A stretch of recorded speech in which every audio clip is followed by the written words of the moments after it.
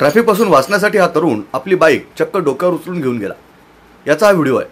तो व्हिडिओ सध्या सोशल मीडियावर व्हायरल होतोय. मात्र यामागे कारण असं होतं की आपल्या सगळ्यांनाच माहिती आहे की वडिलांचा धाक काय असतो.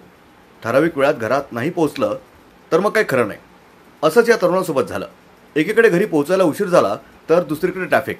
अशावेळी या तरुणानं हा पर्याय निवडत थेट बाईक डोक्यावर घेऊन ट्रॅफिकमधून वाट काढली आहे. एकीकडे ट्रॅफिक जॅम तर दुसरीकडे वडिलांचे 15 मिस कॉल्स.